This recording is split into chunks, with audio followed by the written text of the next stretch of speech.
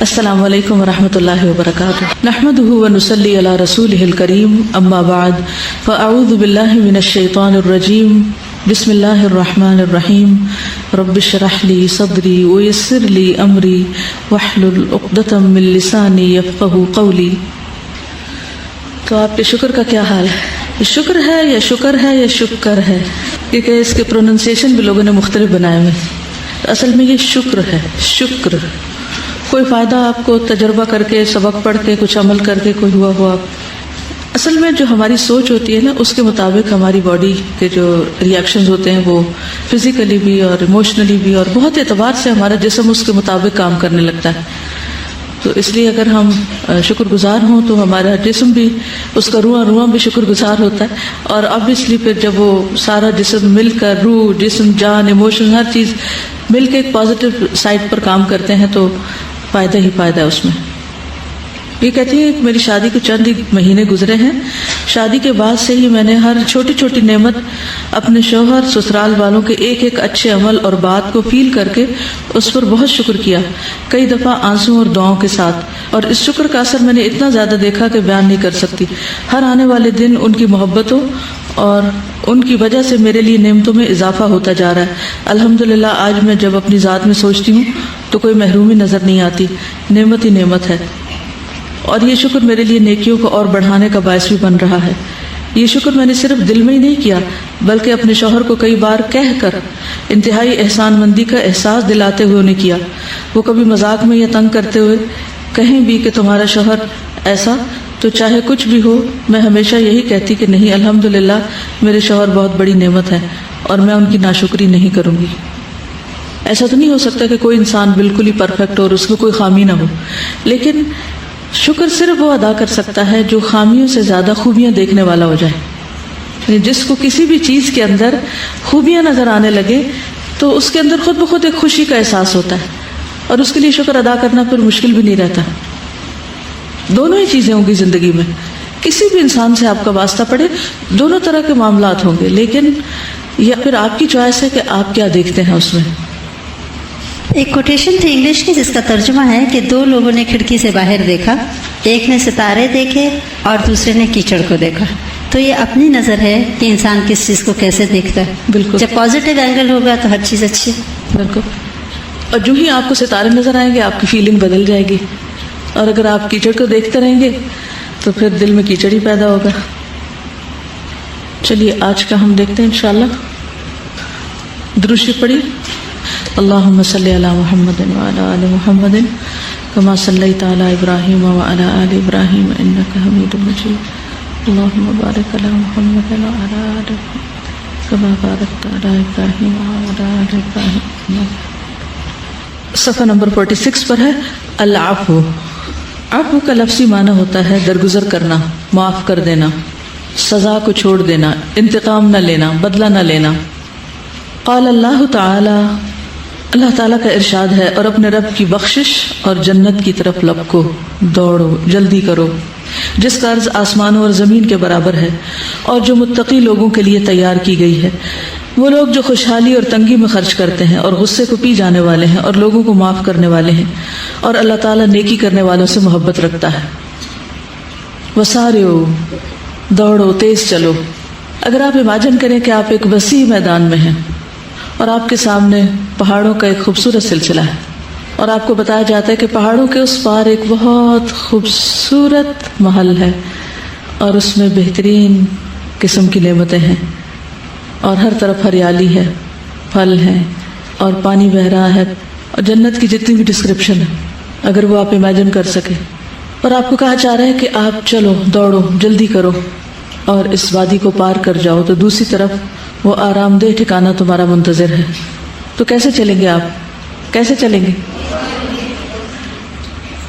سنجیدگی سے, تیز چلیں گے نا.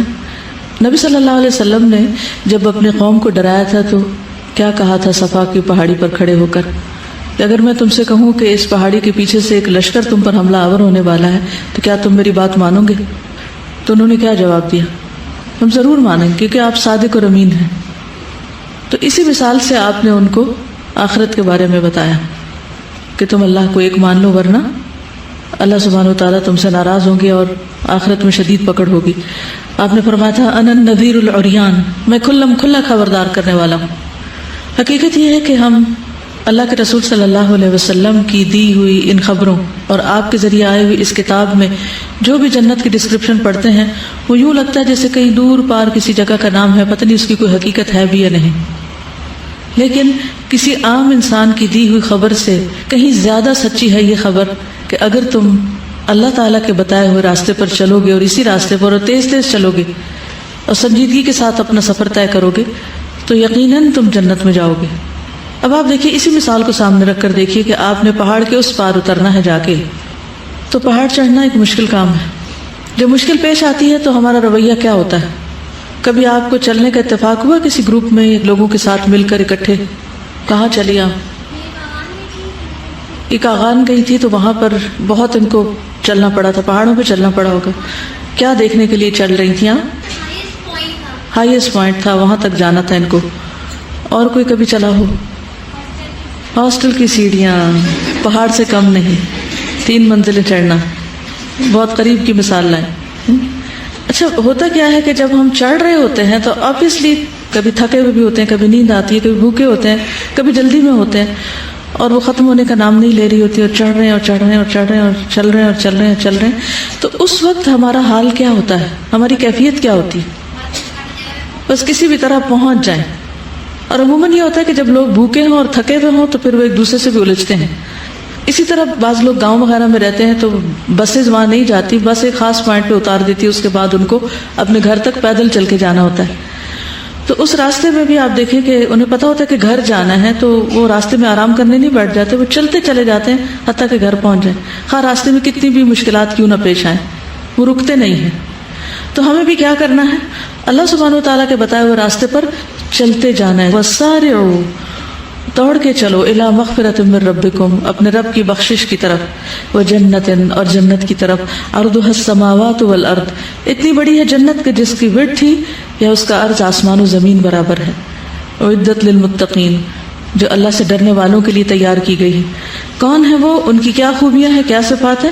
الذین ينفقون فی السراء والضراء، کہ وہ دینے والے ہیں خوشی میں بھی اور تکلیف میں بھی، ہر حال میں وہ خرچ کرنے والے ہیں، لوگوں پر، اپنے پر، دوسروں پر، ضرورت کے وقت، دوسروں پر احسان کرتے وقت. اور کیا کرتے ہیں؟ والکاظمین الغیظ، یعنی کچھ تو دینے والے ہیں اور کچھ روکنے والے ہیں. روکتے کیا ہیں؟ غصے کو روکنے والے ہیں. اور صرف غصہ ہی نہیں روک کے رکھتے، اپنے اندر ہی نہیں بھر کے رکھتے، بلکہ دے لیٹ اٹ گو. والعافین عن الناس، وہ لوگوں کو معاف کرنے والے ہیں. واللہ یحب المحسنین، اللہ محسنین سے محبت کرتا ہے. تو ایسے لوگ متقین بھی ہیں اور محسنین بھی ہیں اور اللہ سبحانہ تعالیٰ کی محبت کے مستحق بھی ہیں. صرف 3 باتیں یہاں کہی گئی ہیں، ایک انفاق، اور ایک غصے کو روکنا، اور تیسرا لوگوں کو معاف کر دینا. کسی کو معاف کرنے کی ضرورت کب پیش آتی؟ جب کوئی غلطی کرتا ہے. ایسا تو نہیں ہوتا کوئی آپ سے اچھا کرے اور آپ کو میں تو معاف کیا تمہیں، یہ تو نہیں ہوتا نا. تو اس کا مطلب یہ ہے کہ لوگ آپ سے زیادتی کریں گے، لوگ آپ کے ساتھ غلط کریں گے، لوگ آپ کو ناراض کریں گے، لوگ آپ کو غصہ دلائیں گے، لوگ آپ سے ناجائز فرمائشیں کریں گے. تو ایسے مواقع پر کیا کرنا ہے؟ خواہ غصہ آئے یا نہ آئے، خواہ دل چاہے یا نہ چاہے، اللہ سبحانہ و تعالیٰ کی محبت حاصل کرنے کے لیے کیا کرنا ہے؟ معاف کر دینا ہے، درگزر کرنا ہے. کیوں؟ اس لیے کہ جب انسان معاف کر دیتا ہے تو معاملہ ختم ہو جاتا ہے، جھگڑا ختم ہو جاتا ہے، دل صاف ہو جاتے ہیں، بوجھ اتر جاتے ہیں.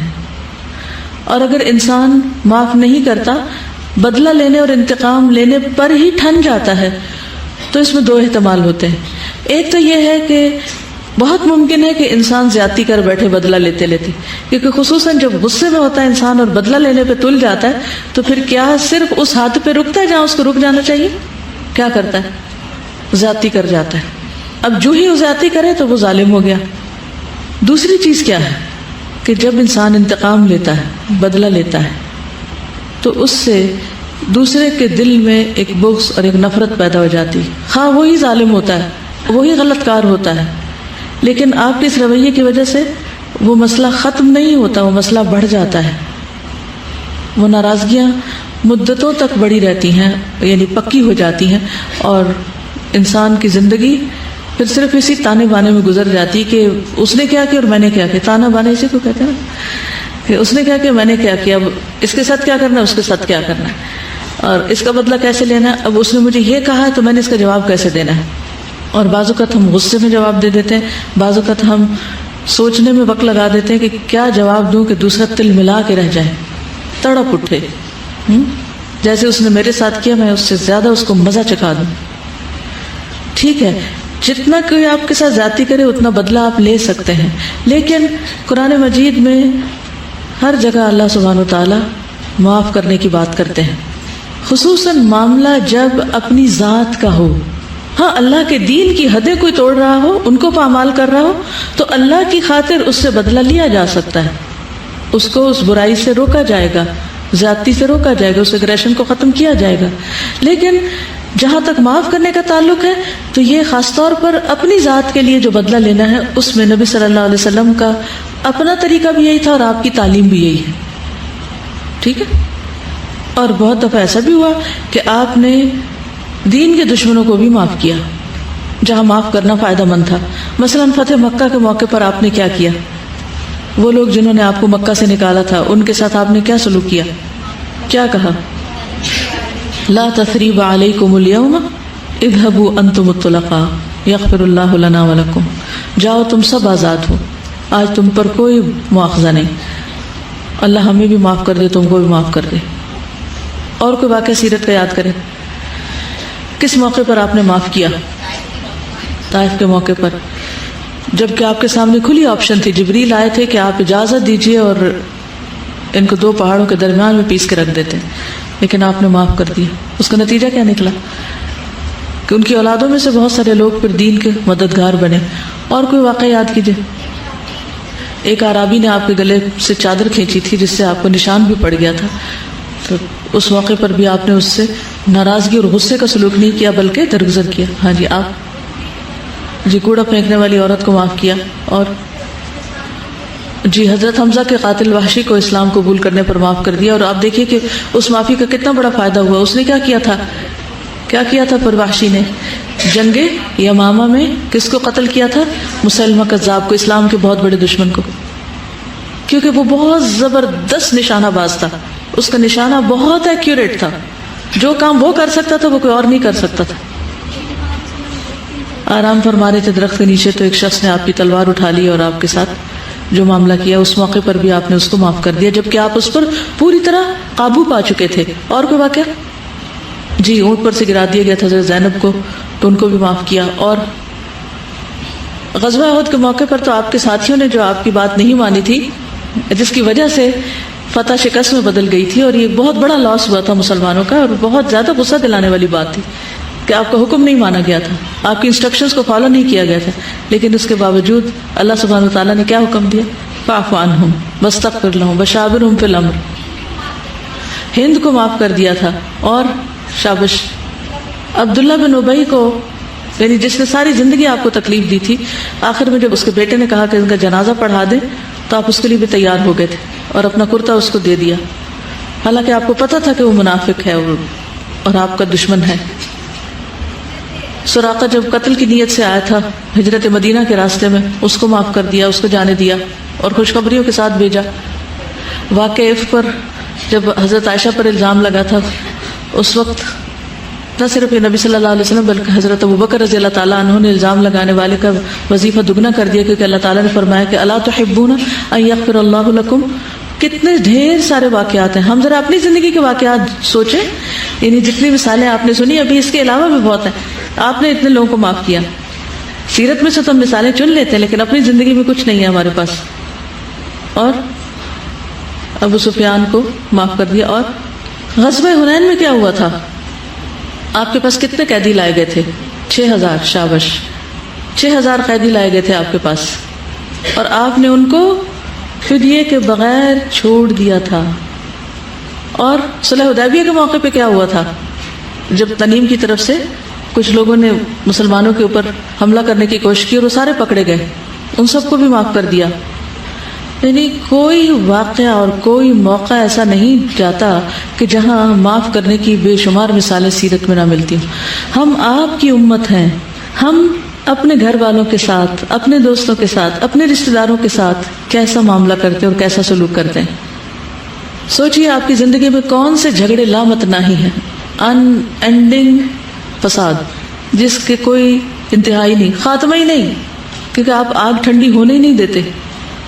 ہمارا خیال یہ ہوتا ہے کہ اگر ہم نے کسی کو معاف کر دیا تو ہمارے سر چڑھ جائے گا. نبی صلی اللہ علیہ وسلم کو اس بات کا کوئی خوف نہیں تھا، کیونکہ اللہ سبحانہ وتعالیٰ فرماتے ادفع باللتی ہی احسن فاذا الذی بینک وبینہ عداوۃ کأنہ ولی حمیم. تو جنت کس کے لیے تیار کی گئی ہے؟ متقین اور محسنین کے لیے. محسنین کون ہوتے ہیں؟ جو احسان کرنے والے. اور احسان کیا ہوتا ہے؟ بدلے میں نیکی نہیں، وہ تو ہے ہی، جب کوئی برا کرے تو آپ اچھا کرنے والے. مثلا آپ گھر جاتے ہیں، آپ کا چھوٹا بھائی آپ کے جانے سے پہلے آپ کا بستر خراب کر چکا ہے، کوئی چیز پڑی تھی اس نے اس پہ گرا دی، کوئی آپ چیز کھانے کی رکھ کے آئے تھے وہ کھا گیا. کیا کریں گے گھر جا کے؟ آپ دروازہ بند کر کے اس کی خوب پٹائی کریں، اس کو سبق سکھاؤں آئندہ ایسا نہ کرے. اس سچویشن کو کیسے ڈیل کر سکتے ہیں آپ؟ کئی دفعہ اپنے بچے کا بھی چھوٹے بہن بھائی ایسا کرتے ہیں. کیا کرنا چاہیے؟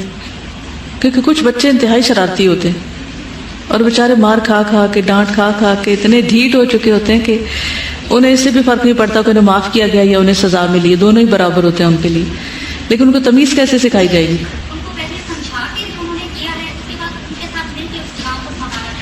ہاں یہ بھی ٹھیک ہے، ان کو پہلے سمجھایا جائے، لیکن ابھی تو ان کا ذہن پریشان ہے، وہ سمجھنے کی کیفیت نہیں ہے ان میں. کہ اس وقت تو اپنے دفاع میں لگا ہوا ان کا ذہن، کیونکہ وہ ڈرے ہوئے ہیں. تو جب کسی کا ذہن کسی اور طرف لگا ہوا اور آپ سمجھا رہے ہو تو وہ ورڈز اوپر سے گزر جاتے ہیں. کیا کریں گے؟ Reverse psychology. وہ کیا؟ اچھا اور کرو. سب سے پہلے جو آسان طریقہ ہوتا ہے، سب سے پہلے معاملے کی حقیقت معلوم کی جائے کہ ہوا کیا تھا. کیونکہ بعض اوقات ہم صرف اتنی معلومات کافی سمجھتے کہ فلاں نے کیا تھا، یہ نہیں جاننا چاہتے کہ کیوں کیا تھا، ہوا کیا وجہ بنی. کیونکہ بعض اوقات جب اکیلے ہوتے ہیں نا بچے، وہ کچھ نہیں کرتے، لیکن گھر میں کوئی اور بچہ آ جائے تو اس کے ساتھ مل کے شرارتیں کرتے ہیں، پھر وہ ایک دوسرے کو بلیم کرنے لگتے ہیں. تو سب سے پہلے انہی سے پوچھنا چاہیے کہ یہ کیا ہوا ہے، اور اس کے لیے آپ کو اپنا غصہ کنٹرول کرنا پڑے گا. اگر آپ غصے میں پوچھیں گے نا یہ کیا کیا تم نے، یہ کیوں کیا تم نے، تو کیا صحیح جواب ملے گا؟ نہیں ملے گا. تو اس وقت آپ کو صحیح جواب جاننے کی ضرورت ہے تاکہ آئندہ کے لیے بھی آپ محتاط ہوں اور ان کی اصلاح بھی کر سکیں.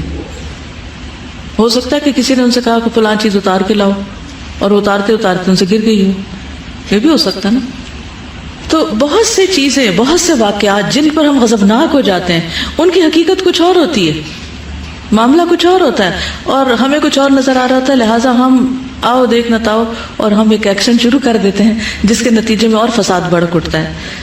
تو اس لیے کبھی بھی اگر آپ یہ سلجھانا چاہیں، بچوں کی اصلاح کرنا چاہیں، تو پہلے معلوم کریں کہ اس نے کیا کیوں، اور پھر اس کے بعد ان سے کہیں کہ اب یہ ٹھیک کیسے ہوگا. انہی سے پوچھیں اب اسے کیسے ٹھیک کریں گے، تو وہ بتائیں گے اس کو دھو لیتے ہیں. تو ان سے کہیں چلے دھوئیں، آئیں دھوتے ہیں اس کو. اب جب ان سے آپ سارا ریوائنڈ کرائیں گے، سب کچھ ان سے ٹھیک کرائیں گے، ان سے دھلوائیں گے، ان کو کام لگائیں گے، تو پھر آئندہ سے سوچ سمجھ کے کریں گے. اچھا مائیں کیا ہوتی ہیں؟ غضبناک ہو کے خوب غصہ نکال کے ٹھنڈی ہو جاتی ہے اور اس کے بعد سارا کام خود کرتی ہیں، اور بچے کو کوئی نصیحت نہیں ہوتی، کیونکہ انہیں اتنی تیزی سے بولے ہوئے نصیحت کے الفاظ پوری طرح سمجھ بھی نہیں آتے کہ کہا کیا گیا. کیونکہ ہم اپنی سپیڈ پہ بولتے ہیں، ہم یہ نہیں دیکھتے کہ اس وقت بچے کا لیول کیا ہے، اس کو کس رفتار سے گفتگو کا فائدہ ہوگا. اس کے نتیجے میں وہ کبھی نہیں سمجھتے. اور میں نے اکثر دیکھا ہے کہ ماں اور بچوں کے درمیان ایک جنگ چل رہی ہوتی ہے، وہ ایک چیز یہاں رکھتے ہیں، وہ وہاں سے اٹھا لیتے، وہ وہاں پکڑ رکھتے، وہ ہر وقت روک ٹوک ادھر نہ جاؤ، وہ نہ کرو، یہ نہ کرو، وہ نہ کرو. بس اسی میں ان کی زندگی کھپ جاتی، اور وہ ایک دن ان کو تمیز نہیں سکھا پاتی کہ کس طرح اس بچے کو سمجھایا جائے کہ یہ نہیں کرنا تاکہ وہ چیز وہیں ہو اور بچہ وہ نہیں کرے جو اسے نہیں کرنا چاہیے. کیونکہ اس کو ایکسپلور کرنا ہے، بعض چیزوں کو ڈھونڈنا بھی ہے، تجسس بھی ہے اس کے اندر. تو اس کو ایک حد تک کچھ کرنے بھی دیں، مہلت بھی دیں کہ وہ کچھ خرابی کر سکے. تو ایسی صورت میں جب تک وہ غلطی نہیں کریں گے وہ سیکھیں گے بھی نہیں. تو ایز لانگ ایز وہ غلطی بہت بڑی نہیں، وہ سیکھنے والے ہیں، تو تھوڑا سا اگر کچھ گرا دیں گے، کچھ خراب کر دیں گے تو کوئی بہت بڑی بات نہیں. مثلا بچہ جب کھانا کھانا سیکھتا ہے، کچھ مائیں ہوتی ہیں نا بچوں کو فینسی کپڑے پہناتی رہتی، پھر اس کے بعد اگر وہ کچھ کھانے لگتے تو انہیں ہاتھ سے چمچ نہیں پکڑنے دیتی، کہتی میں خود کھلاؤں گی، پھر وہ ساری زندگی خود ہی کھلاتی رہتی ہیں، کیونکہ بچہ کھائے گا تو وہ گرائے گا بھی، تو وہ گرانے دے ایک دفعہ، اور اس کو طریقہ بھی سکھائے اور ساتھ گرانے بھی دے، اور جو گرا گرا کے خود ہی ٹھیک کر لے گا ایک دن وہ ماہر ہو جائے گا اور پھر نہیں گرائے گا، لیکن گرائے بغیر وہ کھانا نہیں سیکھے گا، تو کتنے دن آپ سمیٹ سمیٹ کے اس کو کھلاتے رہیں گے، کتنے دن اسپون فیڈنگ کرتے رہیں گے. اینی ہمیں یہ سب کچھ کرنا کیوں ہے؟ لوگوں کو کیوں معاف کر دینا ہے؟ تاکہ اللہ تعالیٰ ہمیں معاف فرما دے. وَسَارِعُوا إِلَىٰ مَغْفِرَةٍ، اللہ کی بخشش کی طرف دوڑو. کیسے؟ لوگوں کو معاف کر کے. جب تم معاف کرو گے تو تمہیں معاف کیا جائے گا. لوگوں کی غلطیاں نظر آتی ہیں، کیا اپنی نہیں نظر آتی؟ اپنی غلطیاں بھی دیکھو اور ان پر معافی مانگو. اور مغفرت کے لیے بہترین چیز کیا ہے؟ صدقہ کرنا. ينفقون في السراء والضراء والكاظمين الغيظ. اور ایک اور صدقے کی قسم ہے اپنے غصے کو روک لینا. بعض اوقات کسی کو دے کر اس کا دل خوش کر کے ہم احسان کرتے ہیں، اور بعض اوقات اپنے غصے کو روک کر دوسرے پر احسان کرتے ہیں، اور بعض اوقات ان کے غلطی اور قصور کو معاف کر کے. قرآن مجید میں سورۃ النساء میں بھی اللہ تعالیٰ فرماتے ہیں ان تبدوا خیرا او تخفوه او تعفوا عن سوء فان اللہ کان عفوا قدیرا. اگر تم کوئی نیکی ظاہر کرو یا اسے چھپاؤ یا کسی برائی سے درگزر کرو تو بے شک اللہ ہمیشہ سے بہت معاف کرنے والا، ہر چیز پر قدرت رکھنے والا ہے. یعنی اللہ سبحانہ وتعالیٰ قدرت رکھتے ہوئے معاف فرماتا ہے. تو اصل معافی کیا ہے؟ کہ جب انسان دوسرے سے بدلہ لینے پر قادر ہو اس وقت معاف کرے، اور معاف اس طرح کرے کہ جس میں احسان جتانے کا حصہ نہ ہو. جیسے سورۃ الحجر 85 میں فرمایا فاصفح الصفح الجمیل، بس درگزر کرو خوبصورت طریقے سے درگزر کرنا. خوبصورت طریقے سے درگزر کرنا کیسے ہوتا ہے؟ خوبصورتی سے درگزر کرنا کہ آپ کے سینے میں آگ لگی ہوئی ہے لیکن آپ کے چہرے پر مسکراہٹ ہے.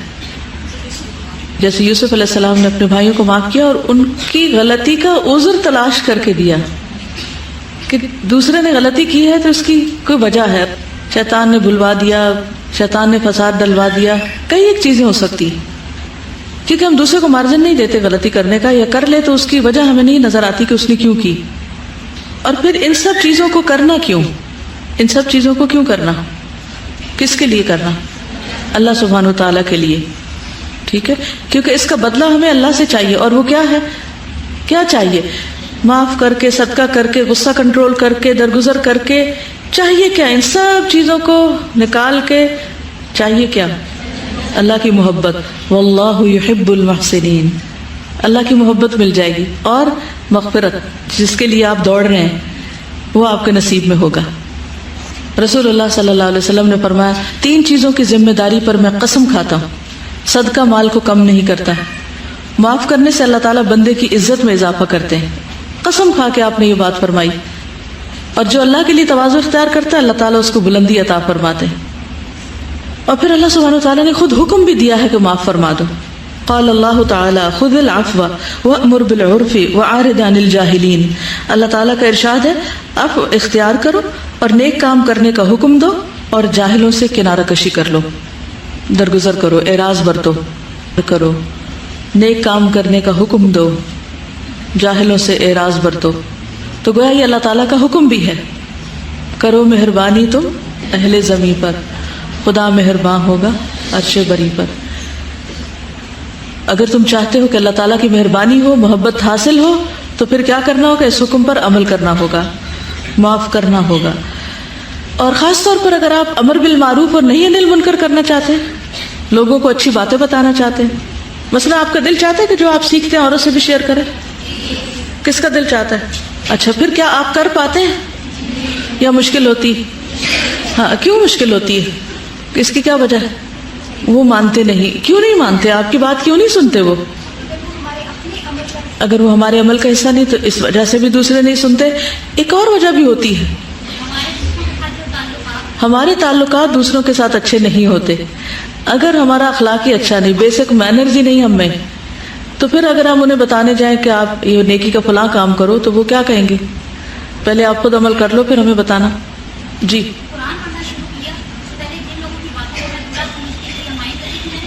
دل سے نکالا. بالکل، آپ قرآن مجید پڑھنے جا رہے ہوں یا پڑھانے جا رہے ہوں، پہلے اپنے دلوں کو صاف کر لیں. ورنہ قرآن کا نور جو اندر نہیں آتا، اور اگر اندر نہیں تو وہ آپ پھیلا نہیں سکتے. امر بالمعروف کے لیے پہلی شرط پیچھے کیا ہے؟ خذ العفو، ان کے قصور، ان کی غلطیاں معاف کرو. تو جو شخص دین کو پھیلانا چاہتا ہے، دین کی دعوت دینا چاہتا ہے، وہ یہ چاہتا ہے، اس کے دل میں یہ ہمدردی اور خیرخواہی ہے کہ ہر بندے تک اچھی بات پہنچ جائے، پھر پہلے اس کو دوسروں کو معاف کرنا سیکھنا پڑے گا، دوسرا کام بعد میں ہوگا. اب ایسا بھی ہوتا ہے کہ بعض اوقات آپ معاف کر دیتے ہیں اور آپ ان کو اچھی بات بھی بتاتے ہیں، ان کی خیرخواہی بھی کرتے ہیں، لیکن وہ آپ کو معاف نہیں کرتے. وہ ہر روز جھگڑا کرتے ہیں، ہر روز آپ کو آپ کا ماضی یاد دلاتے ہیں، کوئی نہ کوئی بات کیے چلے جاتے ہیں. پھر کیا کریں گے آپ؟ ہاں، اس کا اعتراف کر کے اس کے بعد ان سے اعراض برتیں، یعنی ان کے بحث کا جواب نہ دیں. وَأَعْرِضْ عَنِ الْجَاهِلِينَ. معاشرے میں ہر طرح کے لوگ ہوتے ہیں نا، کچھ ایسے ہوتے ہیں کہ اگر آپ ان کو معاف کریں تو وہ آپ کے بے حد قدردان ہو جاتے ہیں. تاریخ سے مثال لائیے، ثمامہ بن اثال، کیا ہوا تھا؟ کسی کو واقعہ آتا ہے؟ ثمامہ بن اثال کا واقعہ معلوم ہے کسی کو؟ مسلمانوں نے ان کو پلر کے ساتھ باندھ دیا تھا مسجد میں، کہ مطلب ان کے جو پکڑے گئے تھے نا جی. تو پھر نبی صلی اللہ علیہ وسلم آتے تھے روز، ان سے پوچھتے تھے کہ کیا ارادہ ہے تمہارا؟ تو وہ کہتے تھے کہ میں جو وہ بڑا سردار ہوں، اگر مجھے معاف کر دو گے تو تمہارا ہی فائدہ ہے، اور اگر مال چاہتے ہو تو مال دیتا ہوں. مال چاہیں تو مال دے دیتے ہیں، اور اگر آپ معاف کر دیں تو ایسے شخص کو معاف کریں گے جو احسان کا بدلہ دینا جانتا ہے. تو 3 دن اس طرح ہی ہوتا رہا. پھر تیسرے دن نبی صلی اللہ علیہ وسلم نے یہی سوال کیا، انہوں نے یہ جواب دیا، تو انہوں نے کہا اس کو کھول دو. تو وہ گئے اور جا کے غسل کر کے آئے اور اسلام قبول کر لیا. مثلا اگر آپ کی اپنے بھائی کے ساتھ لڑائی ہے اور وہ ختم ہونے کا نام ہی نہیں لے رہی، تو کیا آپ اس کو قرآن مجید پڑھنے کی محبت دلا سکتے ہیں؟ نہیں نا، نہیں ہو سکتا. تو پہلے یہ خاندانی جھگڑے، لڑائیاں، آپس کی کھینچا تانی، بد اخلاقی، بد مزاجی اور تناؤ، اس کو ختم کرنا پڑے گا. اور یک طرفہ طور پر ان سے توقع نہ رکھیں، آپ پہل کریں. اور جب آپ کر لیں گے تو انشاءاللہ اللہ سبحانہ و تعالیٰ آپ کی بات میں اثر ڈال دے گا، آپ کے لیے دلوں کو کھول دے گا. جب آپ اپنا دل کھلا کریں گے نا تو لوگوں کے دل آپ کے لیے کھل جائیں گے، پھر آسانیاں ہو جائیں گی. لیکن کچھ لوگ پھر بھی ایسے ہوتے ہیں کہ آپ ان پر احسان کریں، وہ احسان مانتے نہیں، وہ کچھ نہ کچھ یعنی کہ تانے طنز اور ٹونٹ کرتے رہتے ہیں، تیز کرتے رہتے ہیں، کسی نہ کسی طرح آپ کو تنگ کرتے ہی رہتے ہیں. تو ان باتوں کو کوئی جواب نہیں ہوتا. آپ یہ کہا کریں کہ یہ اپنی عادت سے مجبور ہیں، انہوں نے تو کرنا ہی ہے، ان کا کھانا نہیں ہضم ہوتا جب تک یہ اس طرح کی باتیں نہ کر لیں، یہ ان کی عادت ہے. بس اس کو ایکسپٹ کر لیں کہ یہ اس کی عادت، اس نے کرنا، آپ اپنے کان بند کر لیا کریں. اعراض کا مطلب یہ نہیں ہوتا کہ منہ ادھر کر لیں، کبھی وہ بھی کرنا پڑتا ہے. اس کا مطلب یہ ہے کہ آپ سنی انسنی کر دیں، فضول باتوں پہ پھر توجہ نہ دیں، ان کو بہت قابل توجہ نہ سمجھیں، غور نہ کریں ان پر، اور ان کو لے کے نہ بیٹھ رہے. دیکھیے کچھ لوگ ہوتے ہیں بس انہوں نے بولنا ہوتا ہے اور کچھ بھی بولنا ہوتا ہے، اور وہ بول کر بھول جاتے ہیں کہ انہوں نے کیا بولا تھا. تو آپ کو کیا کرنا چاہیے؟ لے کے بیٹھ جانا چاہیے. انہیں تو بھول گیا اور آپ لے کے بیٹھے ہیں اس کو، آپ کو بھی چھوڑ دینا چاہیے. اور کچھ لوگ ان کی کتنی بھی تربیت کر لیں، ان کو کتنا بھی اخلاق سکھا لیں، ان کے ساتھ کتنا بھی احسان کر لیں، ان میں کوئی خاص فرق نہیں پڑتا. تو پھر کیا کریں؟ تو جیسے قرآن مجید میں آتا ہے وَجَعَلْنَا بَعْضَكُمْ لِبَعْضٍ فِتْنَةً أَتَصْبِرُونَ، کہ ہم نے تم میں سے بعض کو بعض کے لیے آزمائش بنا دیا ہے، کیا تم صبر کرو گے؟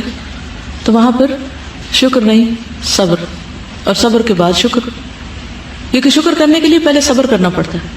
اگر کوئی کہے نا کہ شکر اور صبر میں سے پہلے کیا ہے، اگر آپ صبر نہیں کریں گے تو شکر نہیں ادا ہو سکتا. تو دوسرے کے تکلیف دہ رویے اور تکلیف دہ باتوں پر پہلے آپ صبر کر لیں اور اس کے بعد آپ پھر شکر ادا کریں. وہ نعمتیں دیکھیں جو اللہ نے آپ کو دی. اللہ تعالیٰ نے آپ کو یہ حکم دیا تھا کہ خود العفو، کہ آپ ان مشرکین کو معاف کر دیں، درگزر سے کام لیں. 10 سال تک آپ نے ان سے سر پہ نظر رکھا، کچھ نہیں کہا ان کو، حتیٰ کہ خود ہی ہجرت کر گئے. خذ العفو ایک اور معنی بھی ہے کہ لوگوں کے معاملات کا تجسس نہ کرو، ان کے پیچھے نہ پڑو. حضرت ابو مسعود رضی اللہ عنہ کہتے ہیں رسول اللہ صلی اللہ علیہ وسلم نے فرمایا کہ مسلمان جب اپنے اہل و عیال پہ خرچ کرتا ہے اور اس سے ثواب کی توقع رکھتا ہے تو یہ بھی اس کے لیے صدقہ ہی شمار ہوتا ہے. کتنی خوبصورت بات، کتنا خوبصورت ہے یہ دین. آپ اپنے فرائض ادا کریں لیکن احسان جتا کے نہیں. اپنے گھر والوں کو دے رہے ہیں لیکن ان پہ بھی احسان نہیں. بہت سے والدین کو دیکھا گیا کہ وہ بچوں کی تعلیم پہ اگر خرچ کرتے ہیں تو جینا حرام کر دیتے ہیں ان کا. تم پہ اتنا اتنا اتنا خرچ کر چکے ہیں، ایون اپنی اولاد کے ساتھ یا بیوی کے ساتھ بھی احسان کریں تو جتانا نہیں چاہیے. اور دوسری بات یہ ہے کہ اگر بچوں پر بھی آپ خرچ کرتے ہیں، اور خاص طور پر اگر ماں خرچ کرتی، کیونکہ باپ پر تو فرض ہے ہی، اس کو تو فرض ادا کرنے کا اجر ملے گا، لیکن اگر ماں محنت کر کے بچوں کو پال رہی ہے تو اس کے لیے دگنا اجر ہے، صدقے کا بھی اور قرابت داری کے حق کا بھی. اصل چیز کیا ہے پھر اجر کے اضافے میں؟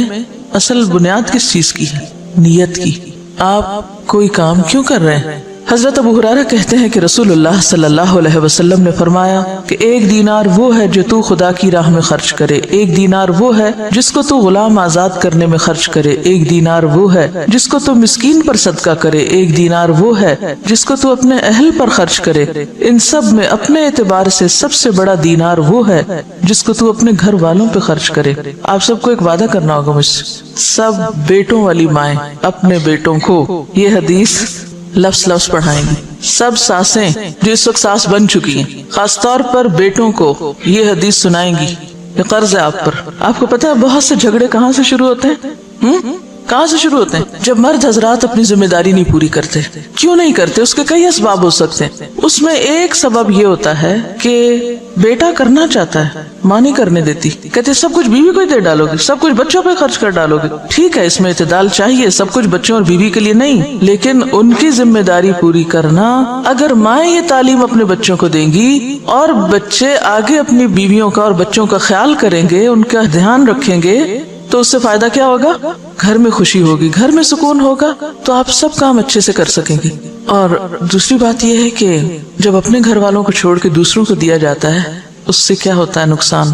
جو لے کے جاتے ہیں ان کے لیے دلوں میں نفرت اور عداوت پیدا ہوتی ہے. مائیں یہ تو بیٹوں کو ضرور سکھاتے ہیں، دیکھو بہن ہے تمہاری، اس کو بھی دینا ہے، یہ بھانجے ہیں، یہ بھتیجے ہیں، یہ فلاں ہے، یہ فلاں ہے، سب کو دینا. نہیں سکھاتے تو کیا نہیں سکھاتے؟ بیوی کو بھی دینا. بیوی کا اگر وہ شوہر دل جیتیں گے تو کس کو فائدہ ہوگا؟ بالکل مدر ان لا کو ہی فائدہ ہوگا. لیکن اس کا یہ مطلب نہیں کہ بیویاں پھر واحد وارث بننا چاہیں سارے مال کی. دیکھیے مرد حضرات عام طور پر ان معاملات میں بیوی پہ بہت انحصار کرتے ہیں. وہ کہتے ہیں جدھر تم چاہو دے دو. اکثریت کو میں نے یہ دیکھا ہے، جو چاہو کرو. اب عورت کے ہاتھ میں ایک چیز آ گئی، اب ایک اور آزمائش، ہر نعمت آزمائش.